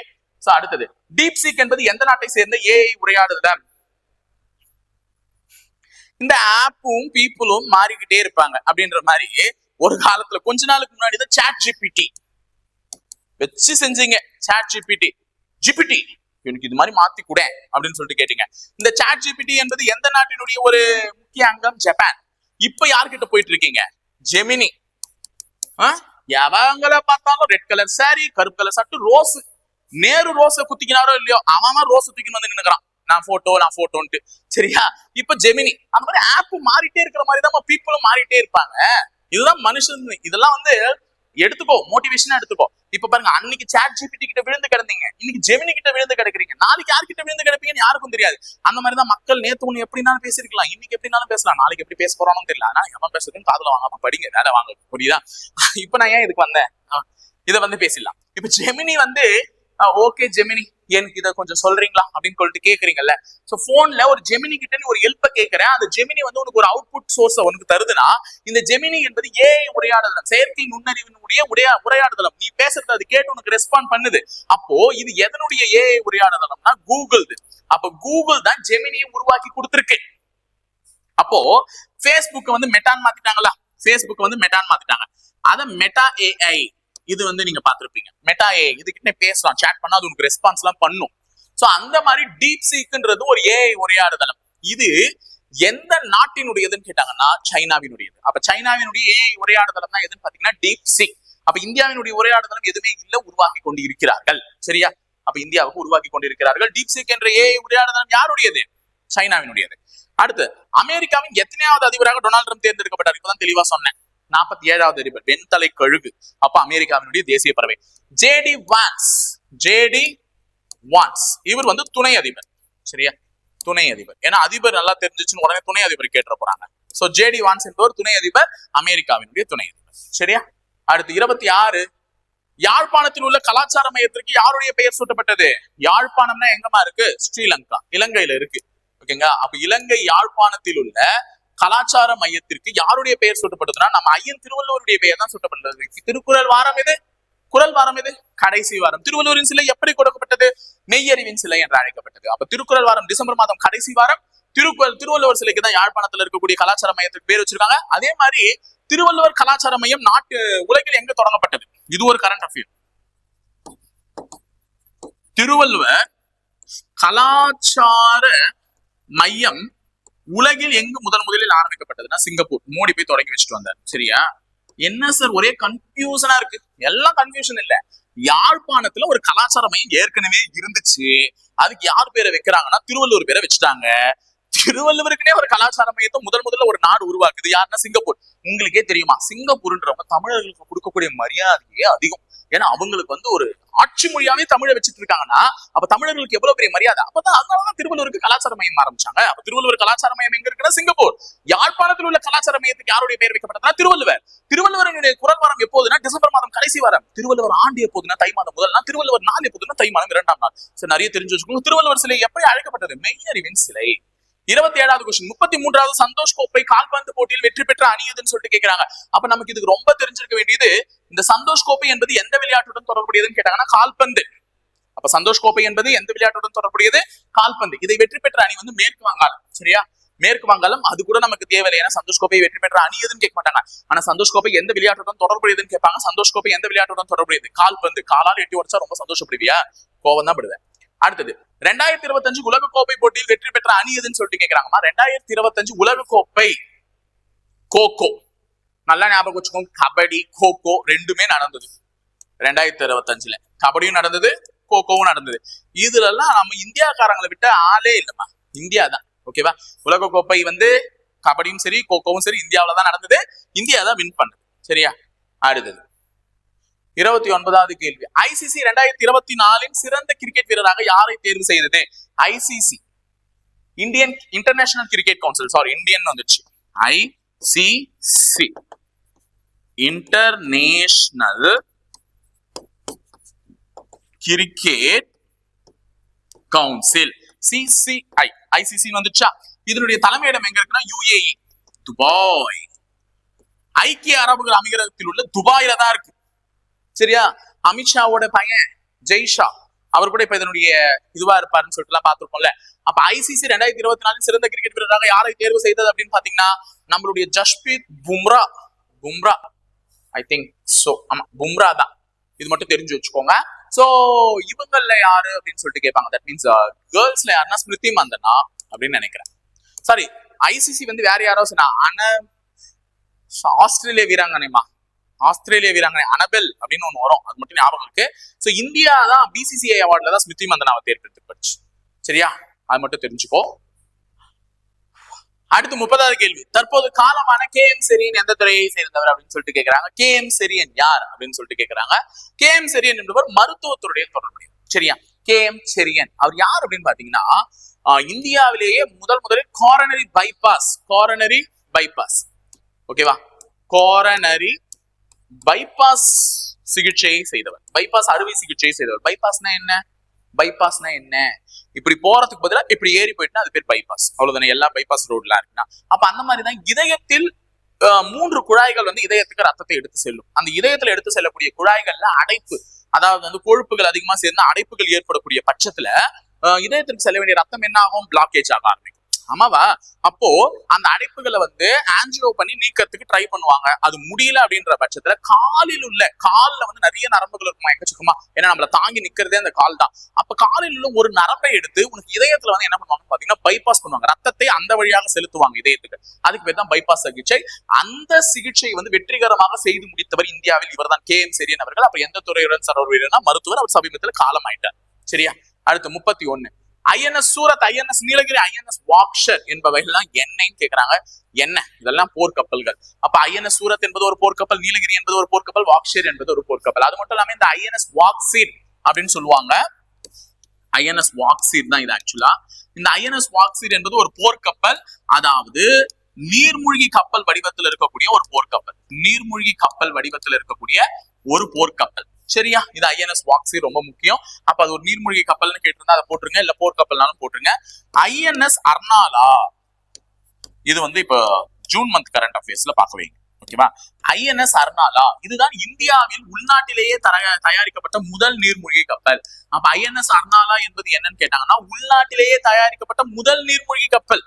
எங்க தயாரிச்சிருப்பாங்கன்னா இங்கதான். இது நீங்க படிச்சிருப்பீங்க ஸ்கூல் புக்லே. கார்டன் ரீச் கப்பர் கட்டும் தளம். கார்டன் ரீச் கப்பர் கட்டும் தளம் எங்க இருக்கு? கமெண்ட்ஸ். ஓகேவா? ஆன்சர் கமெண்ட் பாக்ஸ்ல கமெண்ட் பண்ணுங்க.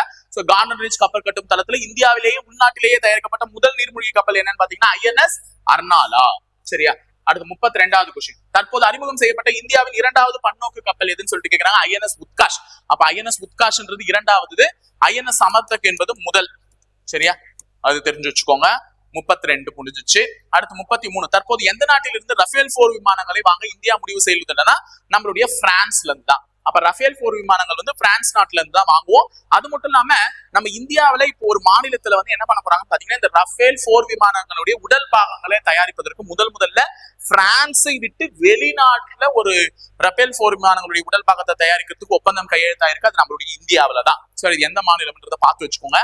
சோ S-400 அப்படின்ற ஒரு ஏவுகணை வந்து எந்த நாடு தயாரிச்சதுன்னா ரஷ்யா. சோ ரெண்டுமே கேட்கலாம். அப்ப S-400 என்ற ஏவுகணையை தயாரித்த நாடு எதுனா ரஷ்யா. ரஃபேல் போர் விமானங்கள் எந்த நாட்டில இருந்து பெறப்பட்டதுன்னா பிரான்ஸ்ல இருந்து பெறப்பட்டது. சோ இது மாதிரி தெரிஞ்சு வச்சுக்கோங்க. 34. இந்தியா 2025 எவ்வாறு கொண்டாட உள்ளதுன்னா பாதுகாப்பு சீர்திருத்த ஆண்டு. நம்ம இந்தியாவினுடைய டிஃபென்ஸ் மினிஸ்ட்ரி இருக்குல்ல, பாதுகாப்புத்துறை அமைச்சகம், அவங்க என்ன சொல்லியிருக்காங்க, இந்தியாவை வந்து பாதுகாப்பு சீர்திருத்த ஆண்டாக கொண்டாடலாம் இந்த 2025. ஆனா இதுலதான் இந்தியாவினுடைய பாதுகாப்பையே சோதிக்கக்கூடிய வகையில மிகப்பெரிய ஒரு அசம்பாவிதம் நடந்தது. என்னன்னு தெரியும்? பெஹல்காம் அட்டாக். சோ இந்தியாவை பாதுகாப்பு சீர்திருத்த ஆண்டா கொண்டாடுறியா, நான் வந்து தாக்குறேன் அப்படின்னு வந்தாங்க. ஆனா இந்தியா அதுக்கு விடுமா? சும்மா 2 பெண் கமாண்டர்ஸ், விங் கமாண்டர்ஸ் வச்சு பெரிய பதிலடி எல்லாம் கொடுத்தது. அவங்க யாரெல்லாம் தெரியும்? வியாமிகா சிங், சோபியா குரேஷி, அவங்க பேர்லாம் ஞாபகம் வச்சுக்கோங்க. சோ அதெல்லாம் முக்கியமானது. அப்ப இந்தியா 2025 எந்த ஆண்டா கொண்டாட இருக்கிறதுன்னு பாத்தீங்கன்னா பாதுகாப்பு சீர்திருத்த ஆண்டு. ஒவ்வொரு வருஷத்தையும் ஒவ்வொரு மாதிரி கொண்டாடுவாங்க. ஐநா 2025 எந்த ஆண்டாக கொண்டாட உள்ளதுன்னா குவாண்டம் அறிவியல் ஆண்டு. நல்லா ஞாபகம் வச்சுக்கோங்க.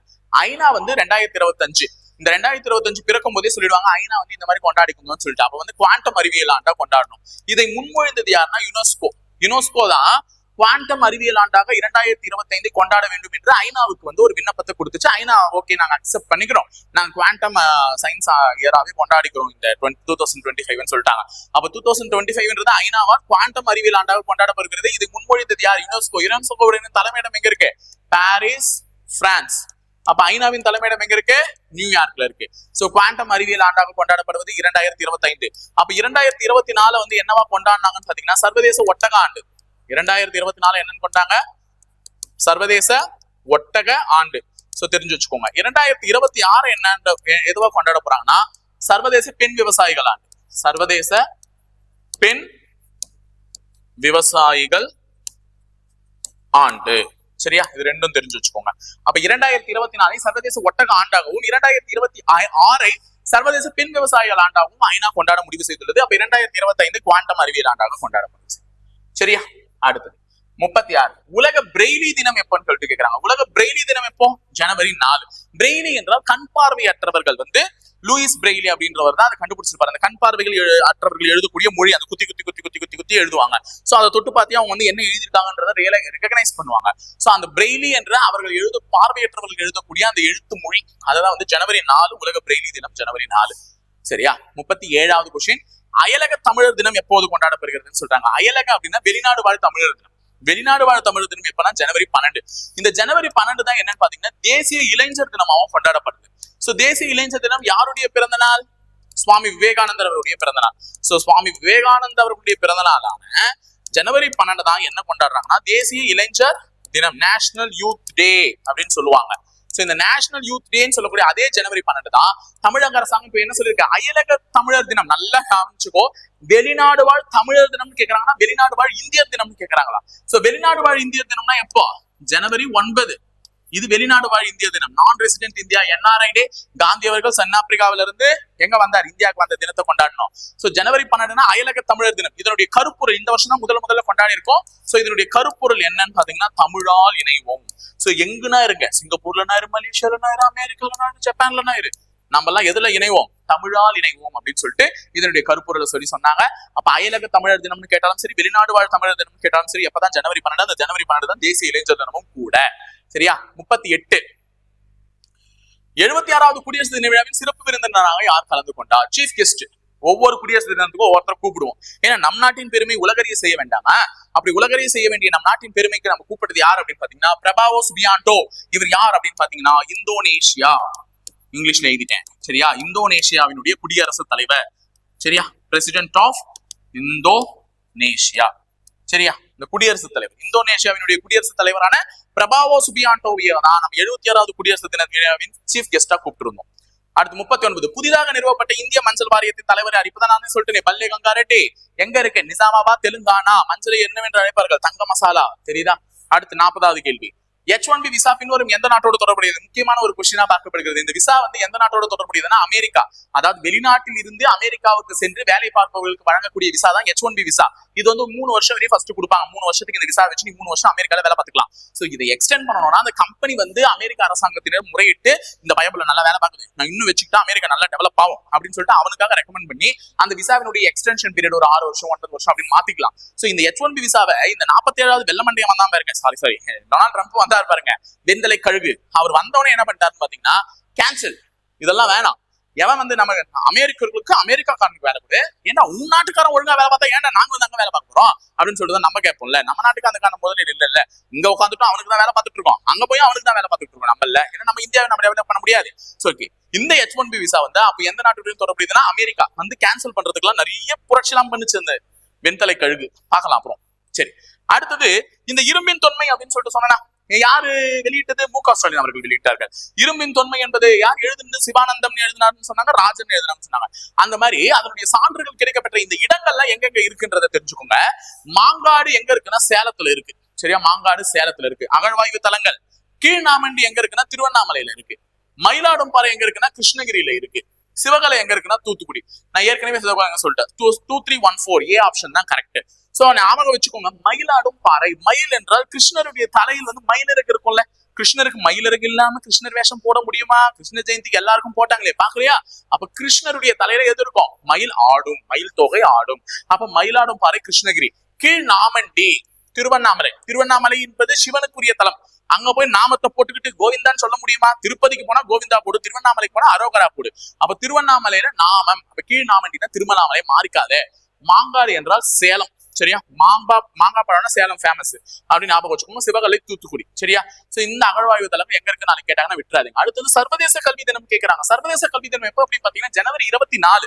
இந்த ஜனவரி 24 தான் தேசிய பெண் குழந்தைகள் தினம். ஜனவரி 24 என்னது? தேசிய பெண் குழந்தைகள் தினம். சோ இந்த தேசிய பெண் குழந்தைகள் தினமான ஜனவரி 24 தான் சர்வதேச கல்வி தினம். அப்ப பெண்களுக்கு கல்வி அவசியம் அப்படின்ற மாதிரி ஞாபகம் வச்சுக்கோங்க. அப்ப தேசிய பெண் குழந்தைகள் தினம் ஜனவரி 24. அதே ஜனவரி 24 தான் சர்வதேச கல்வி தினம், இன்டர்நேஷனல் எஜுகேஷன் டே.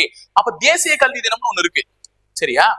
தேசிய கல்வி தினம் எப்போ அப்படின்றத தெரிஞ்சுக்கோங்க. தேசிய கல்வி தினம் எப்போனா நவம்பர் மாதம் வரக்கூடிய 11ஆம் தேதி.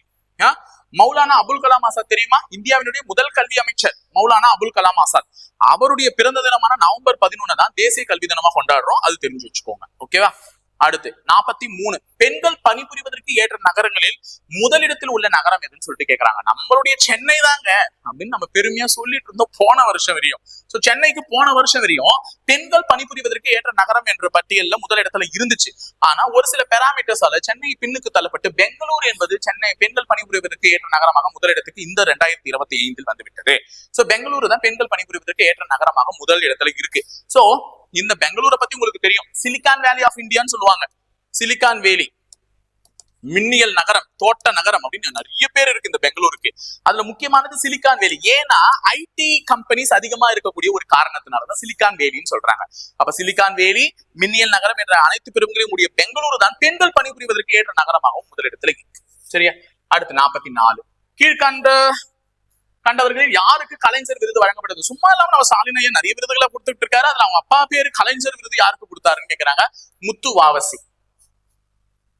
பெறப்பட்ட தொகை 200. எனக்கு சிரிப்பு தாங்க வருது. என்ன ஞாபகம் வச்சுக்கிறது, நீங்கள் ஒரு திமுகவினுடைய உடன் பிறந்த அந்த இவங்களா இருந்தீங்கன்னா, விசுவாசி அப்படியா இருந்தீங்கன்னா அவங்களுக்கு நாங்க விருது கொடுப்போம், கலைஞர் விருது. அப்ப கலைஞருக்கு விசுவாசி, வாவசி, முத்து வாவசி அப்படின்றாங்க. விசுவாசியா இருந்தா உனக்கு கலைஞர் விருது. சரியா? இப்ப ரவிக்குமாருக்கு என்ன விருது கொடுத்தாங்கன்னு பாத்தீங்கன்னா அம்பேத்கர் விருது கொடுத்தாங்க. ரவிக்குமாருக்கு என்ன விருது கொடுத்தாங்க? அம்பேத்கர் விருது கொடுத்தாங்க. சரியா? அப்போ தங்கபாலுக்கு என்ன விருது கொடுத்தாங்கன்னா காமராஜர். காமராஜர் ரொம்ப தங்கமானவர். அப்போ காமராஜர் விருது வந்து தங்கபாலுக்கு கொடுத்தாங்க. அம்பேத்கர் ரவிக்குமாருக்கு விருது, ரவிக்குமாருக்கு அம்பேத்கர் விருது கொடுத்தாங்க. திருவள்ளுவர் விருது, ஐயன் திருவள்ளுவர் விருது யாருக்கு கொடுத்தாங்கன்னா படிக்கராமு. திருவள்ளுவர் விருது யாருக்கு வழங்கப்படுத்துதுன்னா படிக்க ராமு. திருக்குறளை படிடா, படிக்கிறாமா அப்படின்னு கேட்பல, திருக்குறளை படி அப்படின்னு சொல்லிட்டு திருவள்ளுவருக்கு வந்து படிக்கிறாமு. திருவள்ளுவர் விருது படிக்கிறாமு. இப்போ ஜூன் 3 இத பத்தி இன்னொரு கரண்ட் அஃபேர்ஸ் சொல்லிட்டே போயிருந்தேன். இந்த ஜூன் 3 வந்து இவருடைய பிறந்த நாள் தான், வாரிசுனுடைய அப்பாவினுடைய பிறந்த நாள். அன்னைக்கு வந்து செம்மொழி தினம் அப்படின்னு சொல்லிட்டாங்க. அன்னைக்கு என்ன தினம்? செம்மொழி தினம். இந்த வருஷத்துல இருந்து செம்மொழி தினமா அறிவிங்க. அப்போ இந்தியாவினுடைய தமிழகத்தினுடைய செம்மொழி தினமான முதல் செம்மொழி தினத்தில் செம்மொழி விருது யாருக்கு கிடைச்சது அப்ப கேட்பாங்க. செம்மொழி விருது கலைஞருடைய பிறந்த நாள் தான் செம்மொழி தினம். அந்த செம்மொழி விருது யாருக்கு கொடுக்கப்பட்டதுன்னா தாயம்மாள் அரவாணன். தாயம்மாள் அரவாணன் அப்படின்ற ஒருத்தருக்கு தான் கிடைச்சிச்சு. அப்ப இதை நாளைக்கு கேட்டாங்கன்னா குழைச்சுக்கோங்க. தாயம்மாள் அரவாணனுக்கு தான் செம்மொழி விருது தமிழக அரசாங்கத்தால் முதலில் வழங்கப்பட்டுள்ளது. சரியா? அடுத்து 45. இந்தியாவின் இரும்பு களம் தமிழகத்தில் இருந்து தொடங்கியது. அறிய உதவும் அகழ்வாய்வு இடம் என்னன்னா சிவகலை. சிவகலை தான். அப்போ இதெல்லாம் மத்ததெல்லாம் தெரியுமா எங்க இருக்குன்னு? கீழடி வந்து சிவகங்கையில இருக்கு, கொடுமணல் ஈரோட்ல இருக்கு, மயிலாடுதுறை எங்க இருக்கு? கிருஷ்ணகிரியில இருக்கு. சரியா? 46. தயான்சந்த் கேல் ரத்னா விருது பற்றிய பின்வரும் கூற்றுகளை கவனியுங்கள். விளையாட்டுத்துறைக்கு மத்திய அரசாங்கத்தால் நிறைய விருது வழங்கப்படுகிறது. அர்ஜுனா விருது, துரோணாச்சாரியா விருது, தயான்சந்த் கேல் ரத்னா விருது. அப்ப விளையாட்டுத்துறையில் வழங்கக்கூடிய உயரிய விருது வந்து தயான்சந்த் கேல் ரத்னா. அர்ஜுனா விருதுன்றது பெஸ்ட் ஸ்போர்ட்ஸ் பர்சனுக்கு கொடுப்பாங்க. தமிழகத்தை சேர்ந்த துளசிமணி முருகேசன் அவங்க எல்லாம் வாங்கினாங்க. சரியா? அவங்களுக்கு கொடுத்தாங்க. மிக இளம் வயதிலேயே ஒலிம்பிக் பதக்கத்தை வென்ற ஒருவருக்கும் கொடுக்கப்பட்டது. அவர் பேர் அமன் ஷெராவத். நல்லா ஞாபகம் வச்சுக்கோங்க, இதெல்லாம் முக்கியம். அமன் ஷெராவத் அப்படின்றவர் வந்து மிக இள வயதிலேயே ஒலிம்பிக் மெடலை வின் பண்ணாரு. இவருக்கு வந்து எந்த விளையாட்டுடன் தொடர்புடையவர்னா மல்யுத்தம். இவருக்கு என்ன விருது கொடுத்தாங்கன்னா அர்ஜுனா விருது கொடுத்தாங்க. சோ இவர் வந்து ரொம்ப முக்கியம். ஏன்னா ஒலிம்பிக்ல வந்து விருது வென்ற இளம் வயது வீரர். சோ அதனால அவர் பேர் அங்க இருக்கு. ஆனா நமக்கு இங்க தயான்சந்த் கேல் ரத்னா அவார்ட் நாட்டையே உலக அளவில் வந்து என்ன பண்ணாங்க, விளையாட்டுத்துறையின் மூலமாக பிரபலப்படுத்தியவர்கள். அதுல ஒருத்தர் பாத்தீங்கன்னா நம்ம தமிழகத்தை சேர்ந்த டி குகேஷ். அவர் தான் செஸ் சாம்பியன்ஷிப் டைட்டில் வின் பண்ணிருப்பார் விஸ்வநாதன் ஆனந்த் அவர்களுக்கு அடுத்ததாக. சோ அந்த செஸ் சாம்பியன்ஷிப் டைட்டில் வின் பண்ணார். அப்ப டி குகேஷ் அவர்கள் செஸ் விளையாட்டுடன் தொடர்புடையவர். ஹர்மன் பிரீத் சிங் என்பவர் ஹாக்கி, இந்தியன் ஹாக்கி டீமுடைய கேப்டன். அவர் வந்து ஹாக்கியோட தொடர்புடையவர். பிரவீன் குமார் என்பவர் பேரா தடகளம். பேரா தடகளம். சோ இவர் வந்து ஒரு உயரம் தாண்டுதல், பேரா தடகளத்துல உயரம் தாண்டுதல். பேரா என்றாலே ஊனமுற்றவர்கள்மா. சோ அதுல உயரம் தாண்டுபவர்மா. இவர் ரொம்ப ரொம்ப முக்கியமான ஒருத்தர். மனுபாக்கர் என்பவர் துப்பாக்கி சுழல் 2 ஒலிம்பிக்ல 2 மெடல் வின் பண்ணிருப்பாங்க அந்த பொண்ணு. சரியா? அப்ப D Gukesh chess, Harmanpreet Singh hockey, Praveen Kumar பேரா தடகளம், மனுபாக்கர் துப்பாக்கி சுழல். மேபி தடகளத்துல எந்த வகையான விளையாட்டுனா உயரம் தாண்டுதல் ஸ்பெசிபிக்கா நான் சொல்லிட்டேன், பாத்துக்கோங்க. அனைத்தும் சரி, கொடுத்திருக்கிற அனைத்துமே சரியாதான் இருக்கு, கரெக்டா மேட்ச் ஆயிருக்கு. அடுத்து 47. இரும்பின் தன்மை என்ற புத்தகத்தை எழுதியவர் யார்? இப்பதான் சொன்னேன், ராஜனும் எழுதினாங்க, சிவானந்தமும் எழுதுறாங்க. சோ ஏ அண்ட் பி இருவரும். சரியா? இது ஒரு முக்கியமான கொஸ்டின். அடுத்து 48. தமிழ்நாடு அரசு கீழ்கண்ட எந்த ஆளுமைக்கு காமராஜர் விருதை அறிவித்துள்ளது? இப்பதான் சொன்னோம், தங்கமணி. தங்கபாலு. தங்கபாலு. குமரி ஆனந்தனுக்கு வந்து தகைசால் தமிழர் விருது கொடுத்தாங்க. சோ தமிழிசை அவங்க அப்பா அம்மா தமிழிசை சவுந்தரராஜன் இருப்பாங்கல்ல, அவங்க அப்பா தான் இவரு. இவருக்கு தகைசால் தமிழர் விருது 2024க்கு கொடுத்தாங்க, 2025க்கும் கொடுத்துட்டாங்க. ஆனா இவருக்கு 2024ல கொடுத்தாங்க, அவர் இறந்தும் போயிட்டார். ஓகேவா? அடுத்து 49வது கேள்வி. எகிப்துக்கும் காசாவுக்கும் இடையிலான எல்லை என்னன்னு கேக்குறாங்கம்மா. எகிப்து காசா போர்லாம் உங்களுக்கு தெரியும். ரஃபா, நிறைய பேர் ஸ்டோரி எல்லாம் போட்டிருப்பாங்க. கடவுளுடைய பார்வை ரஃபா பக்கம் திரும்பட்டும். எவ்வளவோ போராட்டங்கள், நம்ம நாட்டுல நடக்கக்கூடிய போராட்டங்களை மையப்படுத்தி ஒரு சில கேள்விகள் கேட்பாங்க. அதுல எகிப்துக்கும் காசாவுக்கும் இடையிலான எல்லை ரஃபா. எகிப்து எந்த நாட்டில் இருக்கிறது? ஈரான், இஸ்ரேல், இதுங்கெல்லாம் வெட்டி மடிஞ்சிச்சுங்க. சோ பாருங்க எங்கெங்க இருக்குன்றத பார்த்து வச்சுக்கோங்க. அதெல்லாம் ஒரு ஐடியா தான் உனக்கு சொல்லிடுறேன். இது ஒரு முக்கியமான கொஸ்டின். இந்தியா போதைப் பொருள் இல்லாத இந்தியா என்ற நிலையாடைய எந்த ஆண்டை இலக்காக நிர்ணயித்துள்ளது? நல்லா ஞாபகம் வச்சுக்கோங்க. இந்தியாவில போதைப் பொருள் வந்து தலைவிரித்தாடுது காரணம் லோகேஷ் கனகராஜ் அப்படின்னு சொல்லிட்டு போறீங்க. ஏன்னா அவருடைய படங்கள் எல்லாமே மையப்படுத்தி போதைப் பொருளை மையப்படுத்தி எடுத்துட்டாங்க. சோ நிறைய தொட்டவே அவர் வந்து கூலியில வந்து என்ன பண்ணிட்டாரு, உடல் உறுப்புகளை மையப்படுத்தி எடுக்க ஆரம்பிச்சிட்டாரு. சோ போதைப் பொருள் என்பது இந்தியாவில் வளர்ந்து வரக்கூடிய ஒரு மிகப்பெரிய சட்ட ஒழுங்கு நடவடிக்கைகள்ல எடுக்கக்கூடிய ஒரு முக்கியமான நடவடிக்கை எடுக்கக்கூடிய ஒரு விஷயமா பார்க்கப்படுது. இந்த போதைப் பொருள் இல்லாத இந்தியாவை மீட்டெடுப்போம் அப்படின்னு சொல்லிட்டு மத்திய அரசாங்கம் ஒரு இயரை வந்து டெட்லைனா பிக்ஸ் பண்ணிருக்கு. அது எப்பன்னு பாத்தீங்கன்னா 2047. காரணம் என்னன்னா 1947 சுதந்திரம் கிடைச்சு நமக்கு 2047 எத்தனை ஆண்டுகள் ஆக போகுது? 100 ஆண்டுகள் ஆக போகுது. அந்த 100 ஆண்டுகளை சிறப்பிக்கும் வண்ணமாக இந்தியாவை ஒரு போதைப் பொருள் அற்ற நாடாக மாற்றுவதை குறிக்கோளாக எடுத்துக்கொண்டிருந்தது இந்திய அரசாங்கம். சரியா? 2047. அடுத்து ஒருங்கிணைந்த ஓய்வூதிய திட்டம் எப்போதிலிருந்து நடைமுறைப்படுத்தப்படும்? ஒருங்கிணைந்த ஓய்வூதிய திட்டம்னா UPS, unified payment pension scheme அப்படின்னு சொல்லுவாங்க. சோ இதை ஏற்றுக்கொண்ட முதல் மாநிலம் எதுன்னு தெரிஞ்சுக்கோங்க. இதை ஏற்றுக்கொண்ட முதல் மாநிலம் மகாராஷ்டிரம். சோ மத்திய அரசு பணியாளர்கள் இருக்காங்களா, சென்ட்ரல் கவர்மெண்ட் எம்ப்ளாய்ஸ். நீ இப்போ பிஎஸ்எஃப், சிஆர்பிஎஃப் எல்லாம் போலீஸா இருக்கிறதுனால அதெல்லாம் உதாரணத்துக்கு சொல்றேன். ரயில்வேஸ்ல இருக்காங்க, எஸ்எஸ்சி மூலமா வேலைக்கு போனவங்க இருக்காங்க, போஸ்டல் டிபார்ட்மெண்ட், இந்த மாதிரி நிறைய இருப்பாங்கல்ல. சோ அவர்களுக்கு எல்லாம் ஒருங்கிணைந்த ஓய்வூதிய திட்டம் யூனிஃபைட் பென்ஷன் ஸ்கீம்னு ஒன்று அறிமுகப்படுத்தினாங்க. இதை முதலில் ஏற்றுக்கொண்ட மாநிலம் மகாராஷ்டிரா. பொது சிவில் சட்டத்தை முதலில் ஏற்றுக்கொண்ட மாநிலம் எதுன்னு சொன்னேன்? உத்தரகாண்ட். சொன்ன அந்த மாதிரி இதுவும் ஒண்ணு. அப்போ மகாராஷ்டிரா யூனிஃபைடு ஒருங்கிணைந்த ஓய்வூதிய திட்டத்தை முதலில் ஏற்றுக்கொண்ட மாநிலம். இது வந்து ஏப்ரல் 1, 2025 இருந்து நடைமுறைக்கு வரும் அப்படின்னு சொல்லிட்டாங்க. இன்னும் கொஞ்சம் கொஸ்டின் தாமா, கொஞ்சம் தாக்கு பிடிச்சிடுங்க. தமிழ்நாட்டின் பல்லுயிர் அருங்காட்சியகம் மற்றும் பாதுகாப்பு மையம் எங்க அமைய உள்ளதுன்னா கன்னியாகுமரி. முதல்ல நெல்லையில அமையறதாதான் இருந்தது. ஆனா ஒரு சில காரணங்களால் அந்த ப்ராஜெக்ட் எங்க போயிடுச்சு? கன்னியாகுமரி கிட்ட போயிடுச்சு. அப்ப தமிழ்நாடு பல்லுயிர் அருங்காட்சியகம் மற்றும் பாதுகாப்பு மையம். சரியா? சோ அருங்காட்சியகம்னா மியூசியம் தான். அதை வந்து சேஃபா பாதுகாத்துக்கிறதுக்கு பாதுகாப்பு மையம். இது எங்க அமைய உள்ளதுன்னா கன்னியாகுமரியில அமைய உள்ளது. ஆனா இப்ப உங்களுக்கு ஒரு 3 கரண்ட் அஃபேர்ஸ் சொல்ல போறேன். தமிழ்நாட்டில் பல்லுயிர் பாரம்பரிய தலம் அப்படின்னு சொல்லிட்டு 3 அறிவிச்சிருக்காங்க. பல்லுயிர் பாரம்பரிய தலம் எது அப்படின்னு சொல்லலாமா? அரிட்டாப்பட்டி பல்லுயிர் பாரம்பரிய தலம், காசாப்பட்டி, எலந்தூர் ஏரி. சோ இது எங்க இருக்குன்னா அரிட்டாப்பட்டி நம்மளுடைய மதுரையில இருக்கு, காசாம்பட்டி நம்மளுடைய திண்டுக்கல்ல இருக்கு. சரியா? இதெல்லாம் தெரிஞ்சு வச்சுக்கோங்க, எழுதி வச்சுக்கோங்க. எலந்தூர் ஏரி நம்மளுடைய ஈரோட்ல இருக்கு. சரியா? சோ இந்த 3 பல்லுயிர் பாரம்பரிய தலங்கள் எங்க இருக்குன்னு சொல்லிட்டு கேட்பாங்க. அப்ப தமிழக அரசாங்கத்தால் அறிவிக்கப்பட்ட பல்லுயிர் பாரம்பரிய தலங்களான எலந்தூர் ஏரி எங்க இருக்கு? ஈரோடு. காசாம்பட்டி எங்க இருக்கு? திண்டுக்கல். அரிட்டாப்பட்டி எங்க இருக்கு? மதுரை. சரியா? இது ஞாபகம் வச்சுக்கோங்க. அடுத்தது 53வது ஓம்கரேஸ்வர் மிதக்கும் சோலார் திட்டம் சமீபத்தில் எந்த மாநிலத்தில் தொடங்கப்பட்டது? ஓம்கரேஸ்வர் என்றாலே மத்திய பிரதேசம் தான். ஓம்கரேஸ்வர் மிதக்கும் சோலார் திட்டம் அப்படின்னு சொல்லிட்டு கேட்பாங்க. அது வந்து மத்திய பிரதேசல ஆரம்பிச்சிருக்காங்க, தெரிஞ்சு வச்சுக்கோங்க சும்மா. அடுத்து 54 அகோனிபோரா அரிசி எந்த மாநிலத்தில் பயிரிடப்படுகிறது? அகோனிபோரா அப்படின்றது ஒரு வகையான அரிசிமா. இதுக்கு பேர் வந்து மந்திர அரிசின்னு சொல்லுவாங்க. என்ன சார் மந்திர அரிசி அப்படின்னு சொல்லிட்டு கேட்டாங்கன்னா, இது அசாம் மாநிலத்தில் விளைவிக்கக்கூடிய அரிசி. ஒண்ணும் இல்ல, அடுப்பு பத்த வச்சு சோறு ஆக்கணும்லாம் அவசியம் இல்லை. இந்த அரிசி ஊறப்பட்டாலே அது சோறாயிடும். நல்ல மேஜிக்கா இருக்கே. அப்ப சொல்லுங்க சார், ஒரு மூட்டை வாங்கி வைப்போம் வீட்டுல, சும்மா சோறு வெடிக்கிறதுக்கு கஷ்டப்படுறாங்க அப்படின்னு. இதை எடுத்து ஊற வச்சாலே ஒரு அரை மணி நேரத்துல அது என்னவா மாறிடும்? ஊற ஊற ஊற ஊற சாதமா மாறிடும். நீ அப்படின்னா சீக்கிரமா வேலைக்கு போனோம் அப்படின்னா இதை ஊற வச்சுட்டு ஜஸ்ட் எடுத்து அடுப்புல வச்சுன்னு வச்சுக்கோ, ஒரு 5 நிமிஷத்துக்குள்ளவே அது என்னவாயிடும் பாத்தீங்கன்னா சாதமா மாறிடும். அப்ப மந்திர அரிசின்னு அதனாலதான் சொல்றாங்க. அசாம். ஓகேவா? அகோனிபோரா அரிசி. சோ தேசிய பெண் குழந்தைகள் தினம் இப்பதான் சொன்னேன். சர்வதேச கல்வி தினம் சொன்னா, தேசிய கல்வி தினம் நவம்பர் 11 மௌலானா அபுல் கலாம் ஆசாத்தினுடைய பிறந்த நாள். சர்வதேச கல்வி தினம் ஜனவரி 24 சொன்னா, அதே ஜனவரி 24 தான் என்னைக்கு தேசிய பெண் குழந்தைகள் தினம். சரியா போச்சா? இப்போ இன்னொரு கேள்வி. சாரி, மாநில பெண் குழந்தைகள் தினம்.